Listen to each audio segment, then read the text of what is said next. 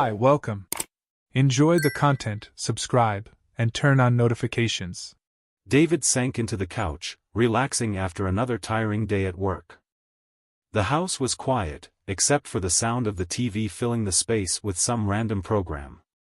He glanced at the clock. Emily still hadn't shown up in the living room, which was strange, since she usually joined him around that time. When she finally came in, David noticed something was off.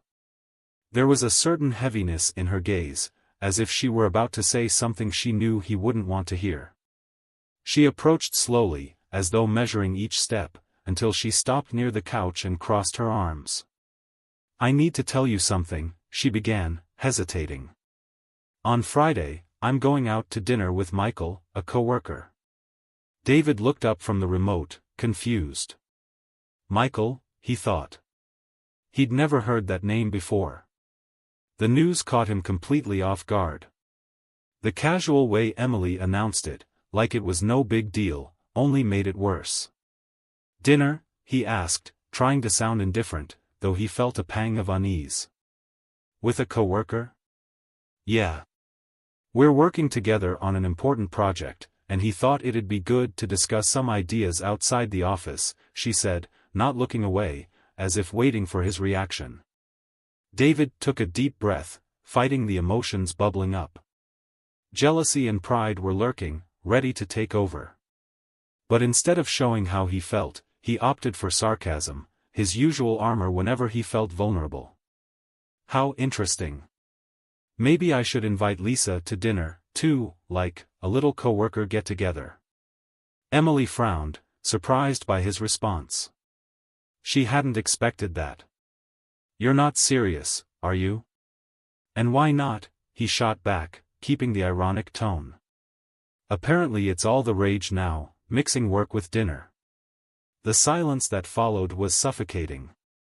Emily didn't say anything for a few seconds, she just stared at him with an unreadable expression. Then, with a sigh, she said calmly, "David, I'm not doing anything wrong. It's just work." He shook his head, letting out a soft laugh without a trace of humor. "Right. Just work." Emily sighed again, this time sounding tired, like she didn't want to drag out the argument. "I think I'm going to the bedroom. Good night, David." She left the room, leaving David alone with his thoughts. He stayed there for a moment, staring at the TV screen without actually seeing anything. The seed of doubt had been planted, and now he'd have to deal with it. Pride kept him from continuing the conversation, but his heart seemed to call out for answers. As the clock on the wall ticked away, David realized that waiting for Friday would be a long stretch filled with restlessness. Over the next few days, David felt trapped in a whirlwind of thoughts that gave him no peace. He tried to stick to his normal routine, but it was like a heavy cloud hovered over everything. The doubt, small at first, now took up every corner of his mind. He kept asking himself, who was Michael? Why did Emily seem so comfortable with the idea of having dinner with him? Why had he never heard that name before? At work, David tried to focus, but any quiet moment made his mind drift back to the same questions. Am I overreacting? He wondered, trying to convince himself it was just a work dinner. But the casual way Emily had mentioned it bothered him.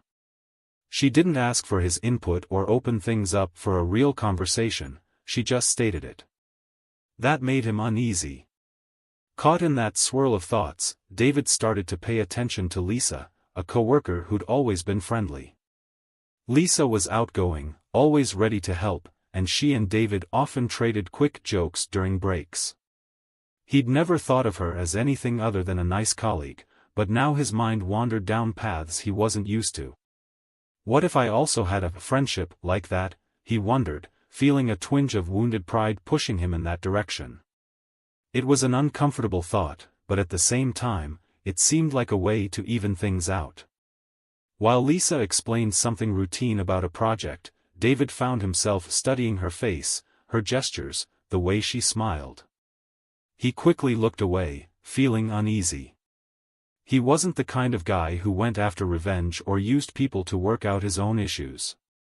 But just the fact that he was considering those possibilities made him wonder how deeply the situation with Emily was affecting him. That evening, the tension between him and Emily was palpable when he got home. They talked only about practical things, bills, work, small daily tasks. David watched her when she wasn't looking, trying to figure out something in her gestures or expressions. Was she more distant, or was he just imagining it? Every detail felt loaded with meaning, her tone of voice, how long she spent on her phone, the way she avoided meeting his gaze for too long. David began imagining different scenarios. Maybe it really was just a work dinner, like she said. Maybe Michael was older, married, and not interested in her at all. But then again, what if he wasn't? What if Emily was hiding something? Uncertainty was cruel, eroding any hint of peace David tried to cling to. That night, lying in bed next to Emily, who was already asleep, David turned onto his side and stared at the ceiling. He listened to her steady breathing and felt a sharp pang of guilt. What if he was wrong? What if all these suspicions were just in his head? But the doubt wouldn't quit, like a voice whispering non-stop, "What if you're not wrong?" The days leading up to Friday felt endless. David noticed how the silence between them kept growing, like an invisible wall they both contributed to. Pride kept him from starting an honest conversation. He preferred to keep his questions to himself, while she acted like everything was normal. But nothing was normal, and they both knew it. Friday arrived with a heavy sense of inevitability, and David spent the day wrestling with the anxiety in his chest. He tried to distract himself with work, but the tension ate at him mercilessly.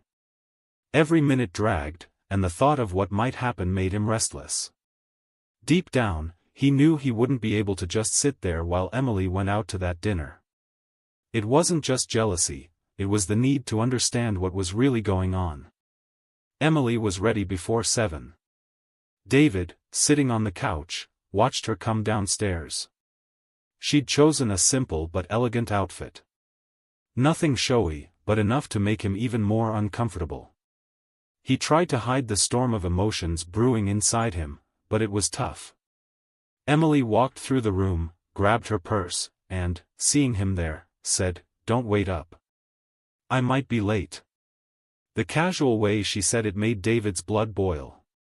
He wanted to say something, ask questions, demand explanations, but all he could do was give a slight nod. Emily left without looking back, and the door closed with a sharp thud that echoed through the quiet house. David stayed there, motionless for a few moments, then suddenly got up. He knew he couldn't just sit around. He wasn't the kind of man who accepted half-truths. Grabbing his car keys, he took a deep breath and decided he'd go after her. He wasn't proud of it, in fact, he felt a twinge of shame at letting it come to this. But his need for answers was stronger than the embarrassment. He drove carefully, trying to remember the restaurant Emily had casually mentioned a few days back.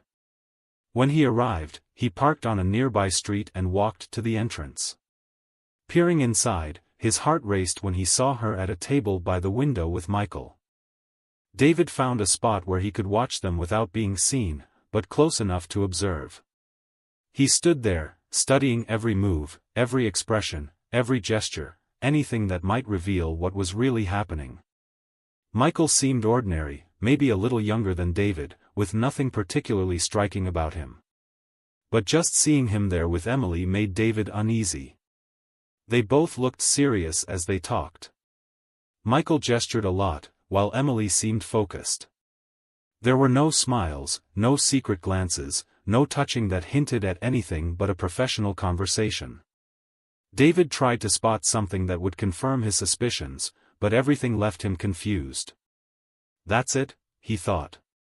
Was I really overreacting? As the minutes passed, guilt crept in. He didn't like hiding and spying. That wasn't who he was. But at the same time, he felt relieved he didn't see anything incriminating. Still, the doubt lingered. He couldn't tell if it was because he wanted to find something or if he was scared he might be wrong. After a while, Emily and Michael stood up. David froze for a second, unsure whether to remain where he was or leave. They walked toward the door, and he watched from a distance. Michael said goodbye politely, shaking Emily's hand before getting into a taxi. She stood there for a few seconds, checking her phone, then called a car for herself as well. David waited until she was out of sight before heading back to his car. On the way home, his mind was a jumble of conflicting thoughts. Part of him felt relieved he'd seen nothing more than a conversation about work. Another part was furious at himself for doubting her so much. Once he parked, he stayed in the car for a few minutes, trying to sort out his thoughts. He knew he'd have to face Emily eventually, but he still wasn't sure how. Walking into the house quietly, he placed his keys on the living room table and looked around, noticing her absence in a way he never had before. The doubt was still there, firmly rooted, now mixed with something he hadn't expected, guilt. Not just for following her, but for realizing how much things had changed between them without him knowing how or why. A while later, he heard the door unlocking. Emily came in, purse in hand and an almost tired, neutral look on her face. She noticed David on the couch, staring at the blank TV. She hesitated for a moment, then broke the silence. "You're still up?"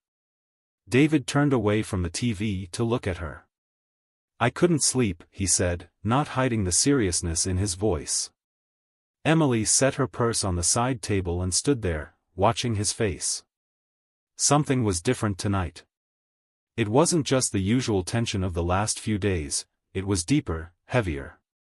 "What happened?" she asked, crossing her arms as if bracing herself for a difficult talk. David took a deep breath, gathering his words before speaking.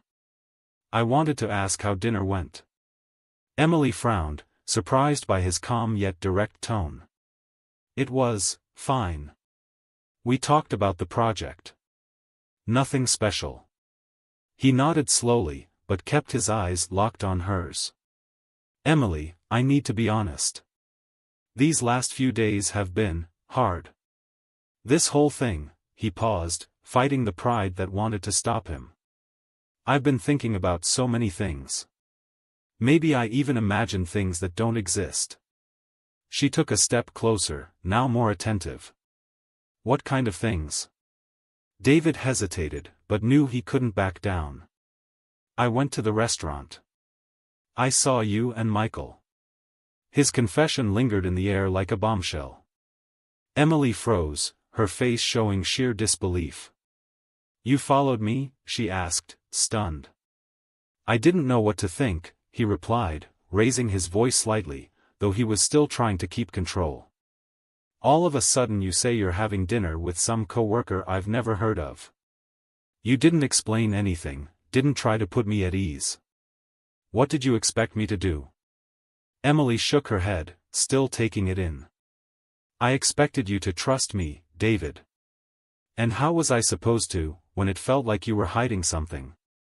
He stood from the couch, gesturing as he spoke. "I watched you two talking. It didn't look like anything special, but the fact I had to sneak around just to see for myself says a lot about where we are now." Emily took a deep breath, struggling to stay calm. "You're right. I should have explained better. But do you want to know why I didn't?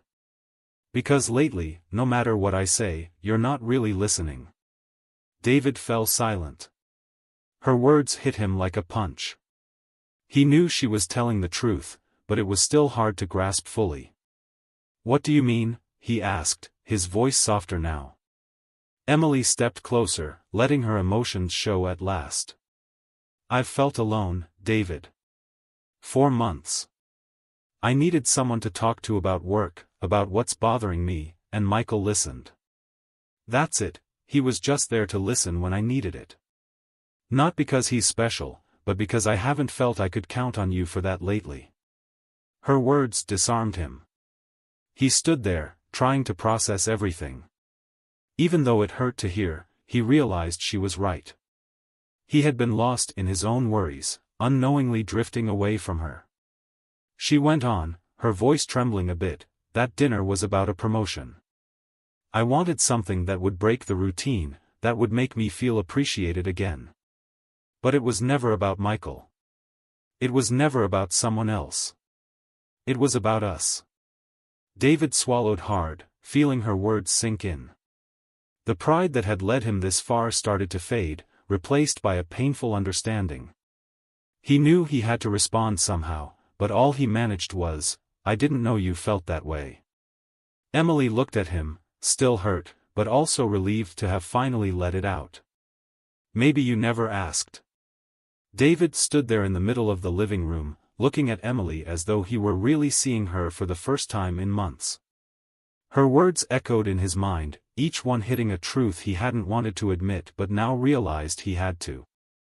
The silence was dense, almost tangible, but it wasn't the silence of wounded pride or tension this time, it was the silence that comes when a deep wound finally gets exposed to light. "I never wanted you to feel that way," he said, breaking the silence in a low, almost whispery voice. "I swear I never realized." She looked at him, eyes still brimming with tears, but her stance firm.